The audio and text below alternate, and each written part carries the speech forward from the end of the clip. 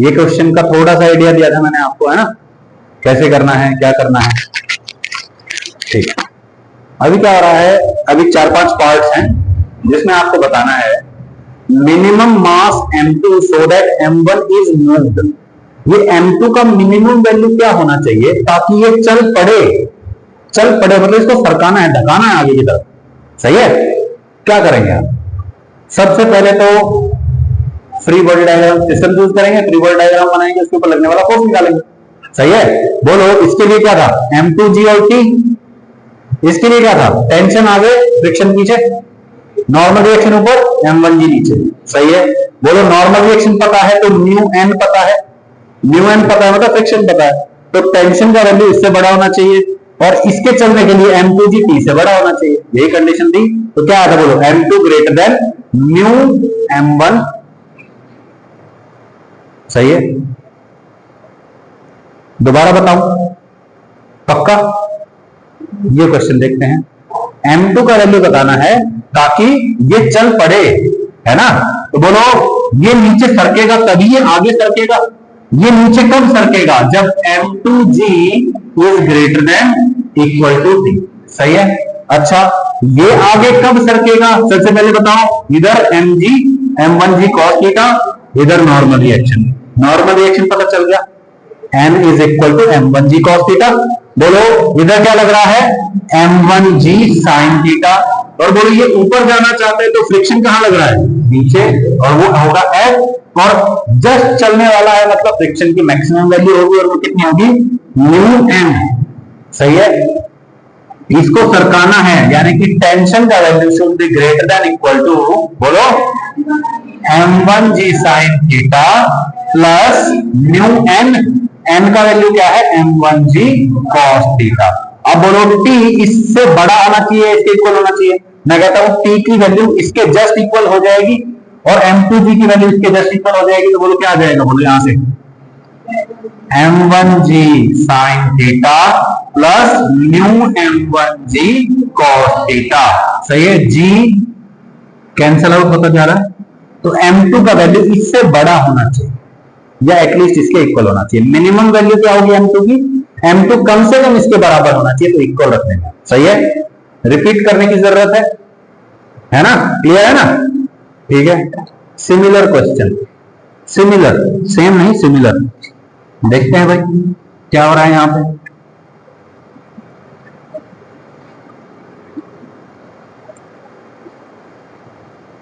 यहां पे है m1 और यहां ऐसे पुली है और यहां एक ऐसे पुली जा रही है और उस पुली से लटका हुआ है m2।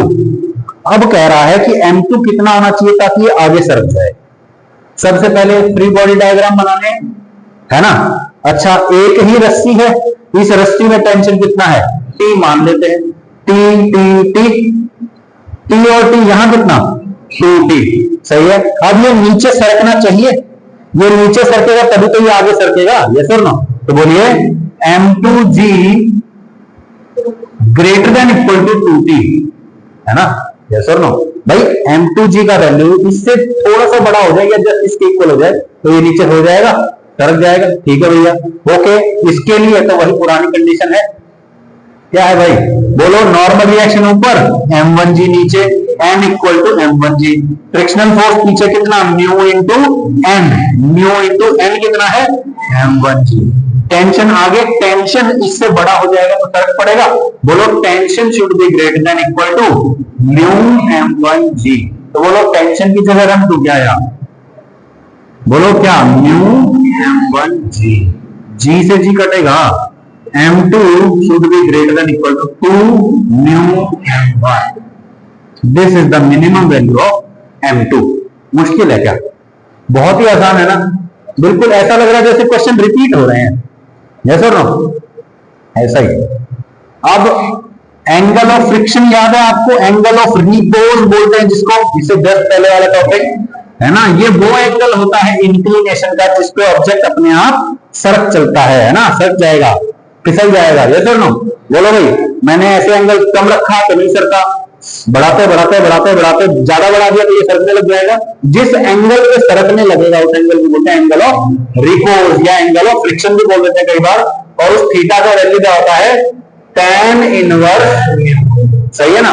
अच्छा, इससे कम एंगल होगा, इससे कम एंगल है तो बोलो नहीं सरकेगा, और इससे ज्यादा एंगल है तो अपने आप सर जाएगा ना।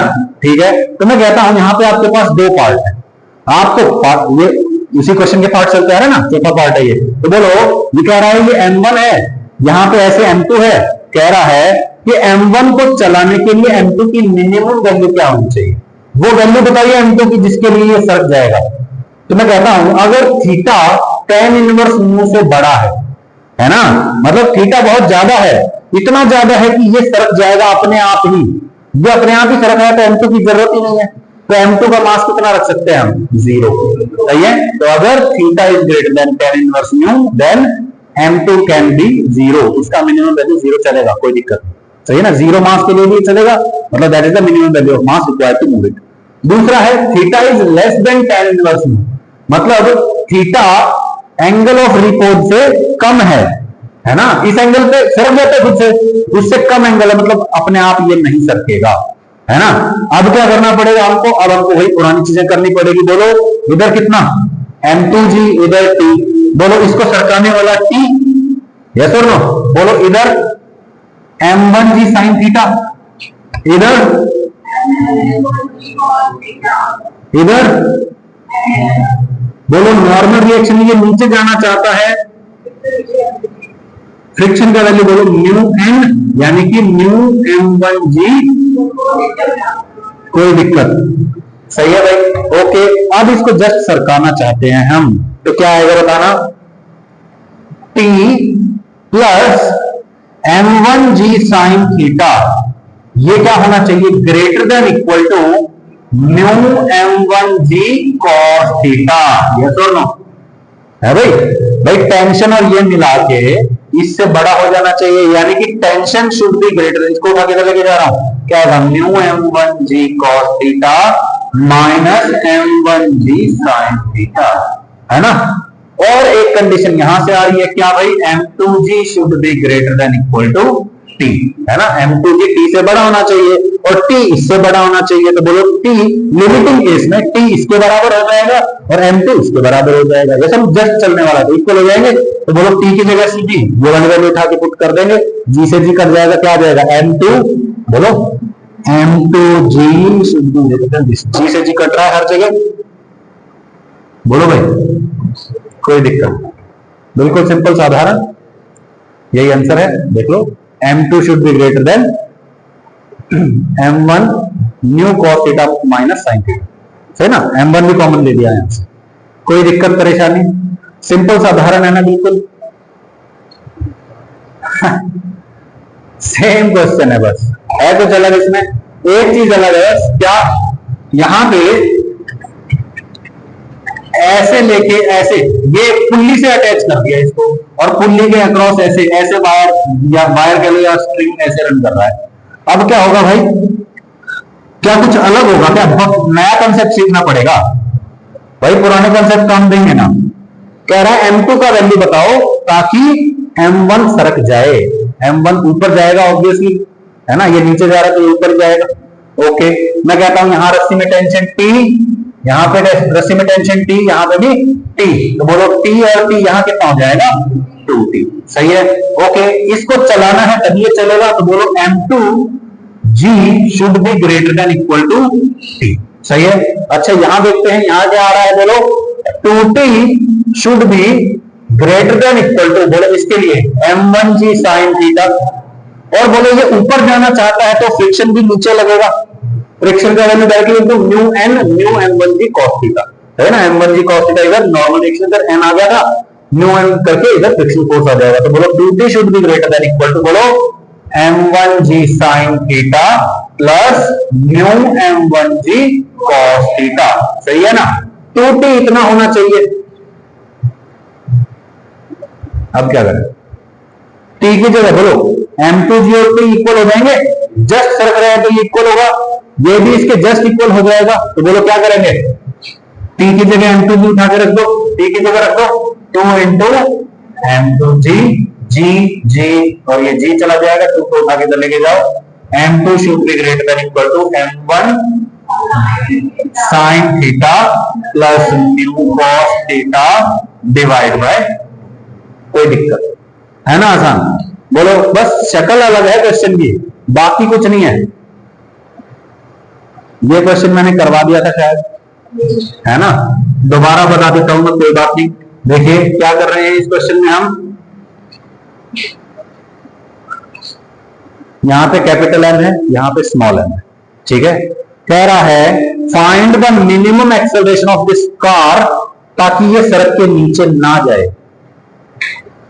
इसको मैं आगे धक्का मारूंगा तो बोलो ये भी आगे जाएगा, ये आगे जाएगा, इसका फ्री बॉडी डायग्राम बना दो। बोलो यहां से क्या लगेगा, आगे की तरफ नॉर्मल रिएक्शन, तो बोलो इधर लग गया नॉर्मल रिएक्शन। बोलो दोनों के दोनों ए एक्सेलरेशन से आगे जा रहे हैं, तो बोलो एम ए आगे नहीं लगेगा, एम ए क्यों बोल रहा हूं मैं, ए एक्सेलरेशन आगे, सही है। बोलो एम जी कहां लगेगा, नीचे, एम जी नीचे। बोलो नॉर्मल रिएक्शन लग रहा है इधर, वो जाना चाहता है सड़क के नीचे, तो फ्रिक्शन लगेगा ऊपर, और फ्रिक्शन का वैल्यू क्या होता है, म्यू एन, सही है भाई, ओके। तो बोलो friction is equal to mu into N, ये लगेगा। बोलो ये सरके ना, ये मूव ना करे, इसके लिए क्या होना चाहिए, friction should be greater than equal to M G, सही है, यानी कि mu into N should be greater than equal to M G, सही है। अब एन का वैल्यू निकालते हैं, मैं कहता हूं हॉरिजॉन्टल डायरेक्शन में सेकंड लॉ लगाइए। सेकंड लॉ क्या कहता था, net force is equal to mass into acceleration. इधर फोर्स कितना है, नॉर्मल रिएक्शन के बराबर, तो normal reaction is equal to M A, गलत तो नहीं बोला कुछ भाई, इधर एम ढका रहा है और उसी के कारण इधर एक्सेलरेशन है, तो बोलो क्या आएगा, N is equal to M A, तो mu into M A should be greater than equal to M G, M से एम कटेगा, A should be greater than equal to G by mu. कोई दिक्कत परेशानी समस्या, बोलो भाई, है ना आसान, बोलो, है ना। देखो वो आ भी गया था, ए जी बाय म्यू के बराबर आ जाएगा, है ना। ए इससे बड़ा होना चाहिए, या मिनिमम वैल्यू बोल रहा है तो इसके इक्वल होना चाहिए, कोई दिक्कत। अब ये मिनिमम मैक्सिमम में आपको कंफ्यूज नहीं होना है, कहोगे सर पता नहीं कब मिनिमम बोल देता है, कब मैक्सिमम बोल देता है, क्या करना होता है हमें पता ही नहीं चल रहा। तो देखिए आपको मिनिमम मैक्सिमम में कंफ्यूज नहीं होना है कभी भी। आपसे मिनिमम पूछे तब भी इक्वल वैल्यू ही रखनी है, मैक्सिमम वैल्यू पूछे तब भी इक्वल ही रखना है। फॉर एग्जाम्पल यहां से दुजाना 5 किलोमीटर है ना, मैं कहूं what is the minimum distance you must travel to reach दुजाना, what is the maximum distance you have to travel to reach दुजाना, 5। अरे मिनिमम मैक्सिमम क्या है, दोनों ही 5 है ना। अच्छा इसको आप ऐसे समझिए, फॉर एग्जाम्पल यहाँ पे ये फर्श हो गया, यहाँ पे एक ब्लॉक है एम मास का, जो फ्रिक्शन का एफ एस मैक्स है ना, वो लेट से 10 न्यूटन है, ठीक है भाई, मतलब 10 न्यूटन तक फ्रिक्शन इसको रोक लेगा। 10 न्यूटन से ज्यादा लगेगा तो सरक जाएगा ये, है ना, मूव करने लग जाएगा। मैं कहता हूं मैंने एक्सटर्नल फोर्स लगाया 5 न्यूटन, ये नहीं चलेगा। मैंने लगाया 9 न्यूटन, नहीं चलेगा। 11 न्यूटन पे चल पड़ेगा। अच्छा तो 10 न्यूटन पे क्या होगा sir, F equal to 10 newton अगर मैं लगा दूं तो क्या होगा, एग्जैक्टली 10 पे क्या होगा, पता नहीं क्या होगा। क्यों नहीं पता, क्योंकि एग्जैक्टली 10 न्यूटन हम लगा ही नहीं सकते। Exactly maximum value of friction भी 10 न्यूटन हो ही नहीं सकता। म्यू का वैल्यू 0.1 हम मान लो अज्यूम कर लेते हैं, तो म्यू का वैल्यू क्या एग्जैक्ट 0.1 हो सकता है, नहीं, अप्रोक्सीमेटली हो सकता है। तो एग्जैक्टली 10 न्यूटन पे क्या होगा हमको नहीं पता, लेकिन 10 न्यूटन से ज्यादा पे ये चलने लग जाएगा, और 10 न्यूटन से कम पे ये नहीं चलेगा। समझ में आया, सही है। तो इस क्वेश्चन में आपसे ये पूछ सकता है, find the minimum force so that the block can be moved, कम से कम वो फोर्स बताइए ताकि ये चलने लग जाए 10 न्यूटन पे, है ना। उल्टा पूछेगा तो find the maximum force so that it does not move 10 Newton. ज्यादा से ज्यादा 10 लगा सकता हूं भाई, 10 से ज्यादा पे तो ये नहीं रुकेगा, 10 से ज्यादा पे चल पड़ेगा, सही है। तो मिनिमम और मैक्सिमम दोनों ही केस में इक्वली रखना होता है, याद रहेगी ये बात, कोई दिक्कत परेशानी। ओके अब क्या हो रहा है, ये क्या हो रहा है, ओके देखो भाई, यहां क्या हो रहा है, ये गाड़ी है, बिल्कुल पिछले क्वेश्चन वाली गाड़ी है। ये क्यों कर रहा है इस तरह से?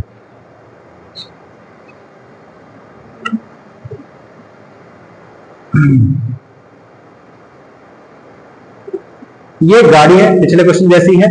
यहां पे एक स्मूथ सरफेस दिख रहा है आपको, ठीक है। इसके ऊपर रखा हुआ है 2m मास रखा हुआ है, ठीक है। और यहां पे m मास रखा हुआ है, ठीक है। इधर एक पुल्ली है, इधर m, इधर 2m। यहां पे फ्रिक्शन है और फ्रिक्शन का कोफिशिएंट है यहां पे म्यू, ठीक है। फ्रिक्शन का कोफिशिएंट कितना है भाई? Mu. Please don't do this. Okay, अब आपको बताना है find minimum value of A such that blocks does not slide with respect to the wedge या कार। आपको बताना है कि इसको कितना एक्सेलरेशन दिया जाए कि ये जो ब्लॉक्स हैं ये आगे या नीचे या इधर उधर ना सरके। सही है, तो ये आपको बताना है। सोच के देखिए, ऑब्वियसली ये नीचे जाना चाहता है, फिलहाल ये नीचे जाना चाहता है, ये नीचे जाना चाहता है, इसको रोकने के लिए फ्रिक्शन है। फ्रिक्शन कब आएगा? जब नॉर्मल रिएक्शन आएगा। नॉर्मल रिएक्शन कब आएगा? जब आगे की तरफ एक्सेलरेशन होगा।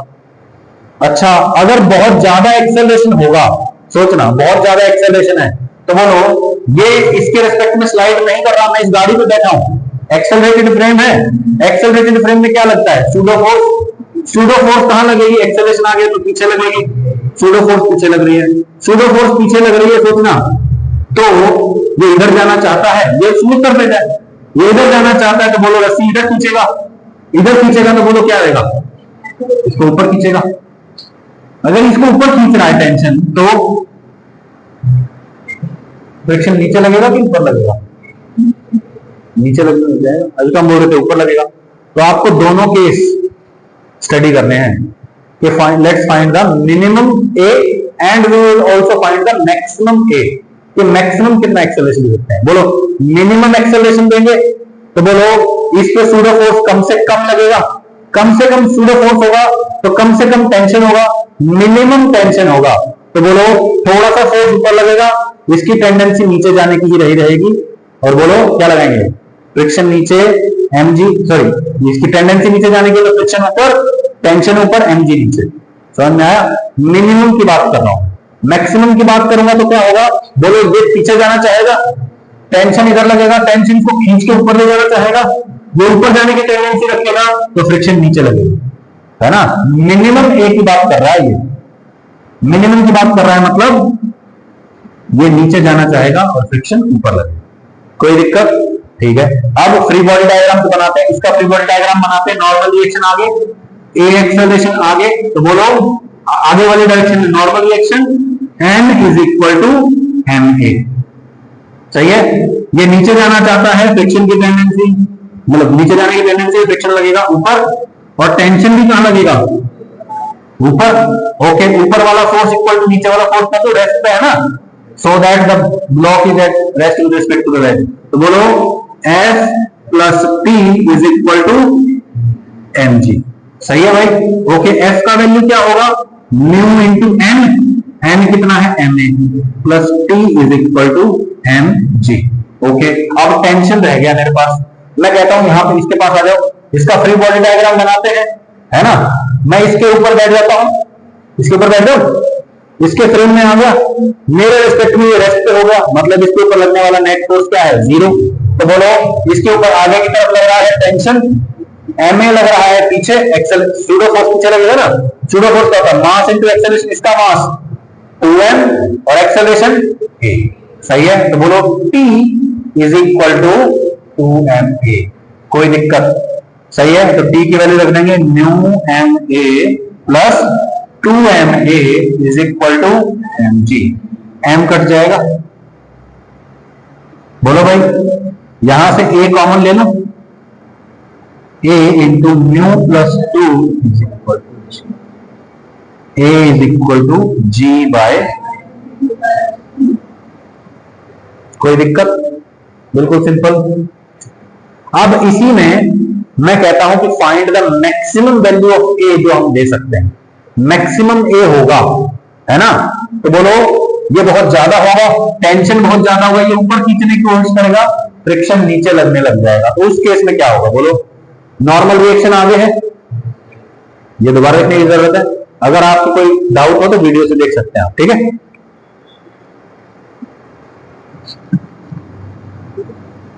अब भी क्या लगाना है अपने को, बोलो बोलो नॉर्मल रिएक्शन आगे, एक्सेलरेशन ए आगे, तो इस डायरेक्शन का force is equal to mass into acceleration, M is equal to M A आ जाएगा। सही है, ओके। अब ऊपर जाना चाहता है ये, तो फ्रिक्शन कहां लगेगा, फ्रिक्शन नीचे लग रहा है, एम जी भी कहां लग रहा है, सही है। तो बोल ऊपर वाला इज इक्वल टू नीचे वाला, T is equal to F plus M G. सही है, टेंशन कितना है पता नहीं अभी, F कितना है न्यू एन, एन है M A plus M G. Okay, tension निकालना चाहता हूं मैं, बोलो यहां का टेंशन T, यहां का टेंशन T, बोलो अब मैं इसके ऊपर बैठ जाऊं यहां पे आके, है ना। अभी भी ये कहां है, रेस्ट पे है भाई, दोनों रेस्ट पे रहने चाहिए। ओके, बोलो सूडो फोर्स लग रहा है पीछे की तरफ, टेंशन लग रहा है आगे की तरफ, बोलो अभी भी क्या आएगा, T is equal to 2ma। तो बोलो T की जगह रख देंगे 2ma is equal to mu M A plus M G. Mu M A को उठा के इधर लेके आओ, 2 m से m काट दो, कट गया। बोलो म्यू ए को उठा के लेके आओ, 2a minus mu A is equal to G. A common ले लो, 2 minus mu is equal to G, A is equal to G by 2 minus.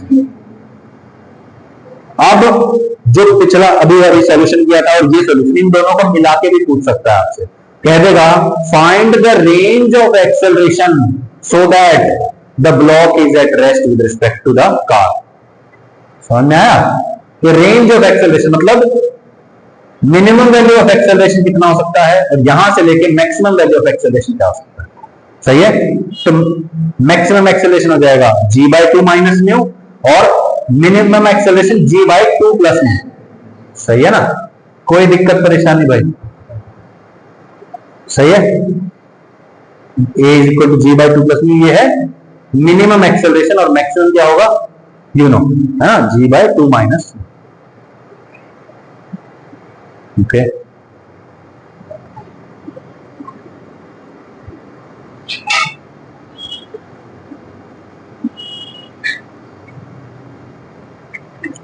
what time is it? 10:37. That means we will be able to find minimum value of a, so that of a block कहां से आ गया,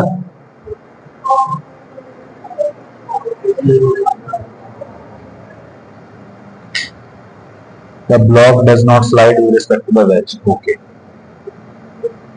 अच्छा ठीक,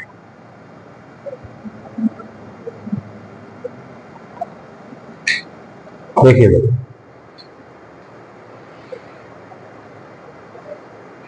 find minimum value of block A so that block does not slide with respect to the veg.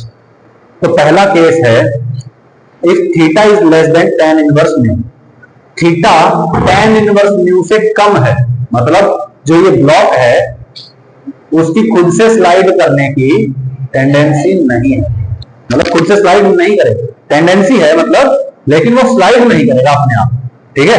और theta greater than tan inverse mu है, तो क्या आएगा बताना, खुद से स्लाइड कर जाएगा, है ना। इसमें क्या बोला, मिनिमम वैल्यू ऑफ एक्सेलरेशन बताइए ताकि वो ब्लॉक स्लाइड ना करे, नहीं करना चाहिए। मैं कहता हूं अगर एक्सेलरेशन 0 दे दिया मैंने, तो थीटा का वैल्यू tan इनवर्स म्यू से कम है, अपने आप स्लाइड करेगा नहीं। मैं कहता हूं एक्सेलरेशन इक्वल टू 0, एक्सेलरेशन 0 है और ब्लॉक अपने आप स्लाइड नहीं कर रहा, वही तो चाहिए। तो बोलो इस केस का आंसर क्या हो जाएगा, 0। नहीं आया, दोबारा रिपीट करना है, बता देता हूं मैं। इसने बोला मिनिमम वैल्यू बताओ एक्सेलरेशन का ताकि ब्लॉक स्लाइड ना करे, मैं कहता हूं 0, एक्सेलरेशन दो ही मत, ब्लॉक स्लाइड नहीं करेगा, बस समझ में आया। दूसरा है theta greater than tan inverse. अब ऑब्जेक्ट जो है, जो ब्लॉक है, वो अपने आप स्लाइड कर सकता है, मतलब उसके स्लाइड को रोकने के लिए हम खुद से कुछ करना पड़ेगा। मैं कहता हूं क्या करना पड़ेगा, एक्सेलरेशन देना पड़ेगा। सही है, तो हम क्या कर रहे हैं बोलो, इसको उठा के इधर इधर इधर इधर लेके जा रहे हैं। ठीक है, बोलो क्या ये और ये एक दूसरे के रिस्पेक्ट में स्लाइड कर रहे हैं? रिस्पेक्ट, एक दूसरे के रिस्पेक्ट में क्या है, ये दोनों रेस्ट पे हैं। ये दोनों एक दूसरे के रिस्पेक्ट में रेस्ट पे हैं, मतलब इसका एक्सेलरेशन और इसका एक्सेलरेशन क्या होगा, सेम। मैं कहता हूं इसको एक्सेलरेशन दे रखा है ए, मतलब इसका भी एक्सेलरेशन कितना है, ए। एक्सेलरेशन है उधर, तो बोलो सूडो फोर्स। सही है, सूडो फोर्स लगेगा इधर। ओके, ऑल राइट, बोलो भाई, डोंट डू दिस। बोलो mg cos थीटा इधर लगेगा। सही है, ओके। ऑब्जेक्ट अपने आप स्लाइड करेगा इधर, mg sin थीटा, है ना, mg sin थीटा इधर लगेगा, स्लाइड, है ना। ओके, ma है इधर, बोलो ये एंगल थीटा है, तो ये एंगल भी कितना है, थीटा। बोलो इधर क्या लगेगा,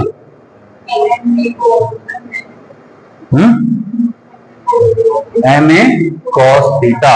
अच्छा, ये अगर एंगल थीटा है, इधर ma cos थीटा, तो इधर कितना होगा, बोलो क्या इस डायरेक्शन में कोई मूवमेंट हो रहा है, इधर क्या लग रहा है, नॉर्मल रिएक्शन लग रहा है। बोलो n is equal to mg cos theta plus ma sin theta, normal reaction पता चल गया। ओके, तो बोलो अब ये ब्लॉक इनिशियली क्या था, खुद से स्लाइड करने की टेंडेंसी रखता था भाई, एक्सेलरेशन नहीं करते हुए अपने आप स्लाइड करके जाना चाहता था, है ना। अभी सूडो फोर्स लगा, अपने को क्या चाहिए, minimum value of acceleration. Minimum value of acceleration मतलब ये वैल्यू कम से कम होनी चाहिए, ये वैल्यू क्या होनी चाहिए, कम से कम होनी चाहिए, है ना। बोलो ये अपने आप स्लाइड करके नीचे जाना चाहता था, ये वाली फोर्स ऊपर वाली फोर्स से ज्यादा थी। मैं कहता हूं ऊपर वाली फोर्स थोड़ी सी बढ़ा दी मैंने ma cos थीटा लेके, यस और नो। तो बोलो अभी भी इसकी टेंडेंसी टू स्लाइड कहां थी, नीचे जाने की, लेकिन फ्रिक्शन लगेगा ऊपर और ma cos थीटा लगेगा ऊपर, तभी तो ये रुकेगा, यस और नो। तो बोलो नीचे वाला फोर्स कौन है ना, शुड बी इक्वल टू ऊपर वाला force ma cos theta plus friction, और फ्रिक्शन इज क्या, म्यू एन, एन का वैल्यू उठा के यहां पुट कर दो। सही है, कोई दिक्कत। अब देखो यहां पे ma cos थीटा और यहां पे भी क्या देगा, mg cos theta plus ma sin theta. अब क्या करना है आपको, एक्सेलरेशन निकालना है, तो एक्सेलरेशन वाली सारी टर्म एक तरफ और बाकी सारी एक तरफ, और फिर जो भी इधर एक्सेलरेशन वाली टर्म उसमें से एक कॉमन लेकर बाकी सारे को डिवाइड कर देंगे, तब a का वैल्यू आएगा। तो हमने नहीं आया, कोई दिक्कत, बिल्कुल सिंपल है, डन। सही है, ओके। अब इसके बाद वो क्वेश्चन हो रहा है, the block of mass m1 is given A velocity v0।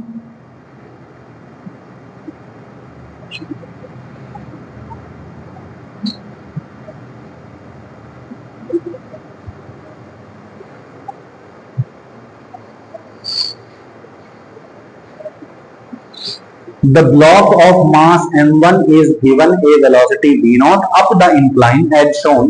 Find acceleration of m2। अरे बहुत ही आसान है, क्या कह रहा है कि यहां पे ये ब्लॉक रखा ना, ये स्मूथ सरफेस है, ये वैल्यू जो है ये फ्री टू मूव है। अब क्या किया, ये यहां रखा था, इसको ऐसे मारा, जैसे ही मारेंगे v0 वेलोसिटी मिल जाएगी कुछ। अब ये रफ सरफेस है, अब जैसे जैसे ये ऊपर जाएगा इसका वेलोसिटी क्या होगा, धीमा हो जाएगा, है ना, और इवेंचुअली क्या होगा, ये यहां कहीं जाके रुक जाएगा। ये कह रहा है find the acceleration of m2। जैसे ही इसको मारा, इसके पास कुछ वेलोसिटी आई v0, सही है, इसके पास वेलोसिटी आई v0, देखो ये ऊपर जाना चाहता है, इस ब्लॉक में फ्रिक्शन कहां लगेगा, नीचे। अब ये तो हो गया, इसने इस पे जो फ्रिक्शन लगाया एक्शन, इसने इस पे वापस रिएक्शन इन दिस डायरेक्शन। सही है, अब इसका एक कंपोनेंट इधर भी आएगा, उस component that is the net force in the horizontal direction, yes और नो। फोर्स पता चल गया, इसका m2 मास पता है, force is equal to mass into acceleration, a is equal to force by mass, आ जाएगा।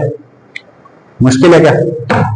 बहुत हाई फाई क्वेश्चन तो नहीं दे रहा ना, कर लोगे।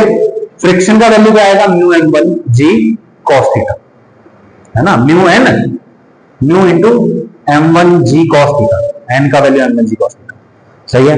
ओके, अब प्रोजेक्टर का हो गया है काम। आज की क्लास के लिए एक छोटा सा टॉपिक और है हमारे पास, रेस्ट लेते हैं तब तक।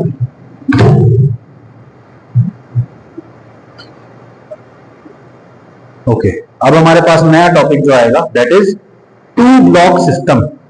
ठीक है, मैं आपको एक या दो क्वेश्चन ही करवाऊंगा, ठीक है, एक ही करवाने की जरूरत है, बाकी आप अपने आप कर सकते हैं। ठीक है, एक ब्लॉक के ऊपर दूसरा ब्लॉक रखा है तो क्या करना है आपको,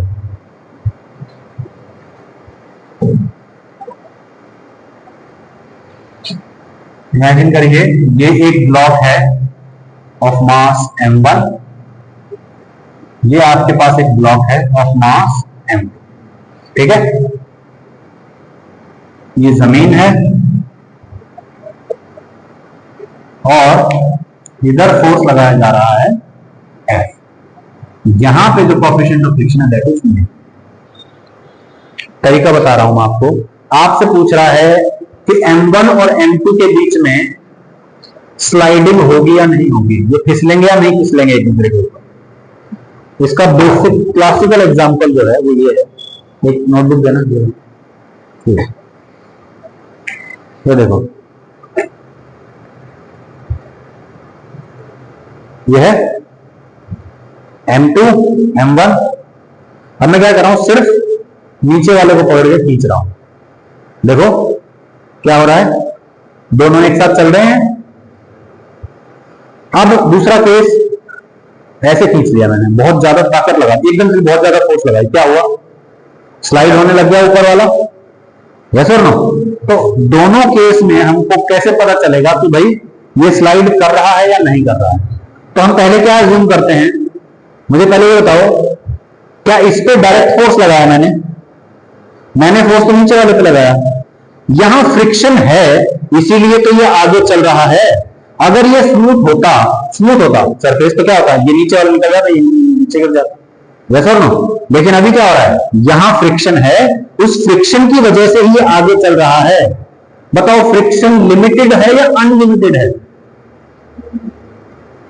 लिमिटेड होता है फ्रिक्शन भाई, फ्रिक्शन की मैक्सिमम वैल्यू होती है mu into N, FS max बोलते हैं उसको।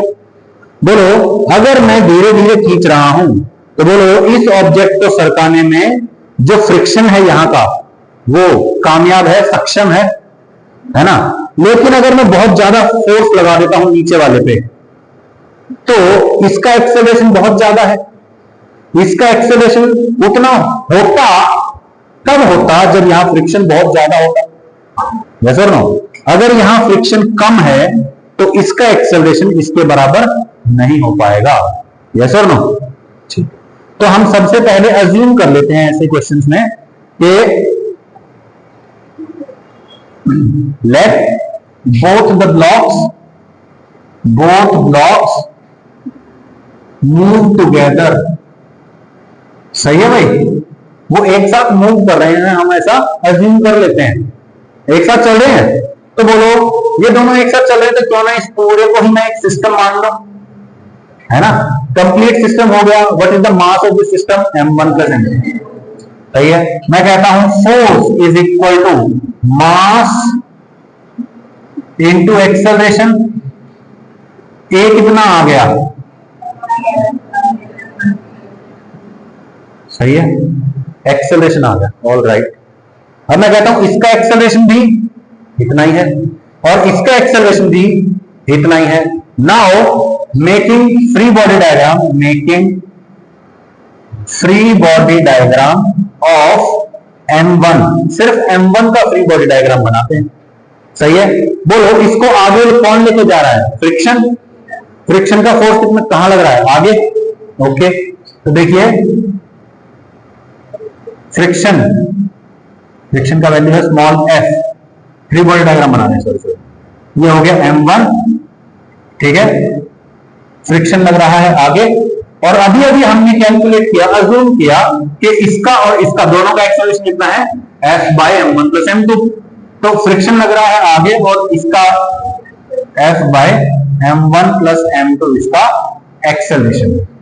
तो चेक करिए फ्रिक्शन का वैल्यू क्या होना चाहिए, मास इनटू एक्सेलरेशन के बराबर होना चाहिए, यस और नो, या फिर फ्रिक्शन का value maximum value of friction should B ज्यादा। भाई फ्रिक्शन का वैल्यू इतना एक्सेलरेशन प्रोड्यूस कर सकता है या नहीं कर सकता है, सोच के देखो। इसको आगे कौन लेके जा रहा है, फ्रिक्शन।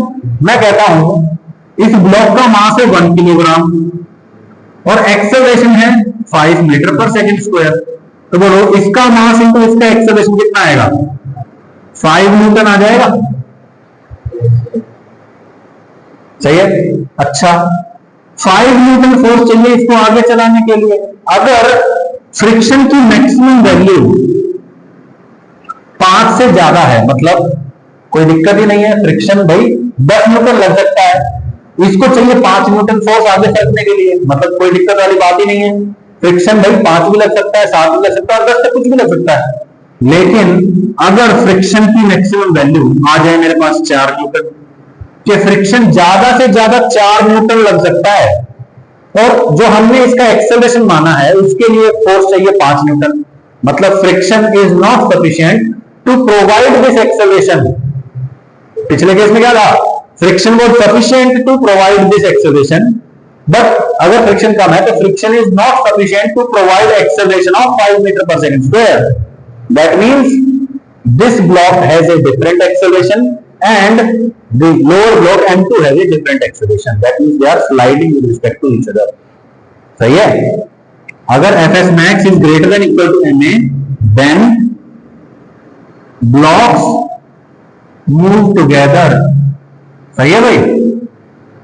और अगर Fs max is less than ma, then blocks slide with respect to each other. सही है भाई, कोई दिक्कत है ना, सिंपल है। ओके, अब एक क्वेश्चन कर लेते हैं इसी के ऊपर बेस्ड, ठीक है, ये बेसिक थ्योरी होगी आपकी, क्लियर है। अच्छा हाँ, स्लाइड करेंगे, फिर आपको बहुत पूछ लेगा कि भाई m1 का एक्सेलरेशन कितना है, m1 का एक्सेलरेशन निकालना है। अब मान लो स्लाइड कर रहे हैं, अगर स्लाइड नहीं कर रहे हैं तो दोनों का एक्सेलरेशन इतना ही है, स्लाइड कर रहे हैं तो क्या होगा बोलो, m1 का फ्री बॉडी डायग्राम बनाया, कितना फोर्स लग रहा है Fs max, या फिर और Fk जो भी एप्लीकेबल हो, ठीक है। अगर म्यू के और म्यू एस दोनों अलग अलग दे रखे हैं तो Fk लगेगा, और अगर सिंगल में दे रखा है तो Fs max लेके चलेंगे, ठीक है। इज इक्वल टू क्या रख देंगे, m1a, यहां से a का वैल्यू आएगा, सही है। फिर m2 के लिए ना m1, m2 के लिए क्या करेंगे बोलो, ये हो गया m2, बोलो इस पर फ्रिक्शन आगे लग रहा था तो इस पर फ्रिक्शन पीछे लगेगा, एक F फोर्स आगे लगेगा, बोलो ये पता है F minus F is equal to m2a, सही है भाई। यहां से फिर सेकंड वाले का एक्सेलरेशन है। क्वेश्चन देखिए, इसमें नंबर ऑफ क्वेश्चंस बन सकते हैं ऑब्वियसली। m1, सॉरी इसको निकाल लेते हैं, इसको लेते हैं लेट्स से 2 kg, इसको लेते हैं लेट्स से 4 kg, ठीक है। ओके, अब इसको खींचा जा रहा है कितनी फोर्स से, लेट्स से 24 न्यूटन से। ये है न्यू इज इक्वल टू 0.5 और ये वाला सरफेस है स्मूथ। ओके, अब मुझे बताइए सबसे पहले क्या अज्यूम करना है, दोनों एक साथ चल रहे हैं, टोटल वजन 6 किलो, फोर्स कितना हो गया 24 is equal to mass into acceleration. बोलो टुगेदर में, शॉर्ट फॉर्म में लिख रहा हूं मैं, टुगेदर में एक्सेलरेशन कितना आया, सॉरी 4 मीटर पर सेकंड स्क्वायर। बोलो भाई फोर्स बाय टोटल मास, 4 से 24, मास कितना है 4 आया ना, तो दोनों 4 मीटर पर सेकंड स्क्वायर से चल रहे हैं। ओके, अब ऊपर वाले का फ्री बॉडी डायग्राम बनाओ, 2 kg है ये, नीचे क्या लगेगा 24 ऊपर क्या लगेगा, नॉर्मल रिएक्शन, फ्रिक्शन एफ कितना है, न्यू इंटू एन, न्यू कितना है 0.5, एन है 20, सही है, यानी कि कितना अवेलेबल है, 10 न्यूटन फ्रिक्शन अवेलेबल, यस और नो, कोई दिक्कत, ठीक है। अच्छा, इसका आगे की तरफ एक्सेलरेशन कितना है,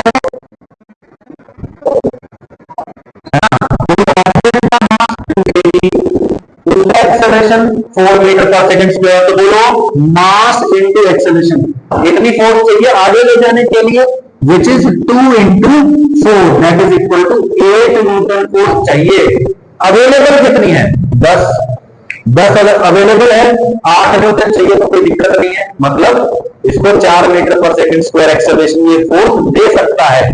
this friction can give 4 metre पर second square acceleration to this block, सही है।